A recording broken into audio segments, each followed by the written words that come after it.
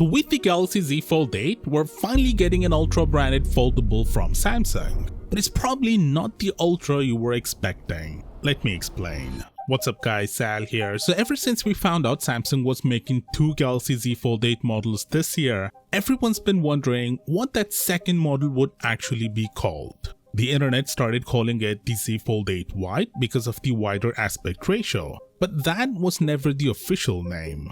Now we finally have some clarity. According to SamMobile and their sources, Samsung plans to call the wider model simply the Galaxy Z Fold 8, while the current style foldable will be called the Galaxy Z Fold 8 Ultra. So essentially, the Z Fold 8 Ultra is the true successor to the Z Fold 7, while the regular Z Fold 8 becomes this new shorter and wider form factor foldable. And honestly, I actually don't mind Samsung making the wider version the standard Fold 8. If Samsung genuinely believes this wider design is the future of foldables, then it makes sense for that to become the default experience moving forward. But calling the other model Ultra, that's where things start getting weird, because Samsung's Ultra branding already means something very specific. When you hear Galaxy S Ultra, you expect Samsung throwing absolutely everything into one device. S Pen support, insane zoom cameras, faster charging, exclusive display features, basically the best hardware Samsung can possibly offer.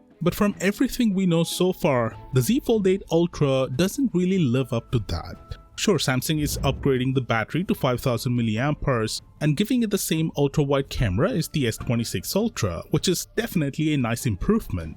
But it's still apparently missing stuff like the 5x telephoto camera, 60-watt fast charging, the privacy display tag, and most importantly, the S Pen support.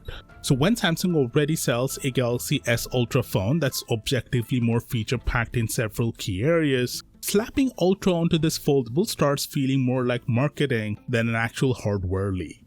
And honestly, the reason Samsung doing this feels painfully obvious: Apple. Multiple rumors already suggest Apple's first foldable iPhone could use the Ultra branding, and Samsung probably didn't want Apple walking into the foldable market and owning that name first. So Samsung's basically planting the flag early and going, yeah, we have an Ultra foldable too.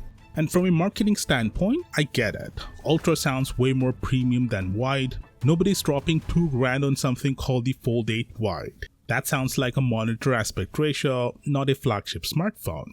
Personally, I still think Samsung needs to earn that branding, because right now, this feels more like a renamed Fold 7 than some true next-gen ultra foldable experience. Moving on, at this point we pretty much know everything about the Z Fold 8 lineup except for a few final details. One of them was the weight, and now that's leaked too. Tech maniacs who've been pretty accurate with Samsung leaks in the past claim the Z Fold 8 Ultra will weigh just 210 grams. That's actually 5 grams lighter than the Fold 7.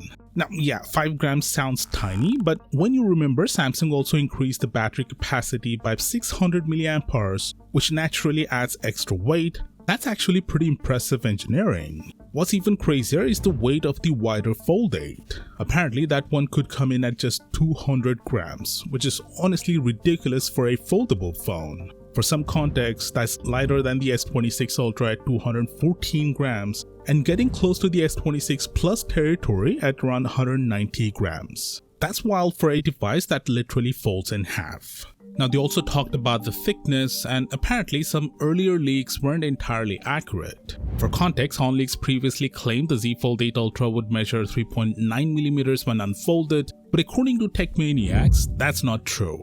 They say it's actually 4.1mm unfolded, making it only around 0.1mm thinner than the Fold 7. They didn't reveal the folded thickness, but realistically it'd probably stay around the same 8.9mm range, with maybe a tiny difference either way. As for the wider Z Fold 8, they didn't share the exact thickness numbers yet, but apparently it's also thinner than what OnLeaks originally suggested.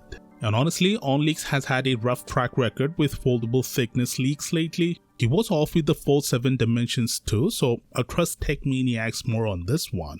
Moving on, Tech Maniacs also backed up a bunch of other rumored specs for the Z Fold 8 lineup, including 45-watt wired charging, 25 watts wireless charging, display sizes, and the camera setup, which lines up with the previous leaks almost exactly. And finally, we also have some leak screen protectors for the wider Fold 8, which give a much better idea of how this thing will actually feel in hand and just how different the proportions are compared to the current Fold design. And speaking of Ultra, Samsung is completely changing the Ultra formula with the Galaxy S27 lineup. So if you want to know what's happening there, click right here and I'll see you there.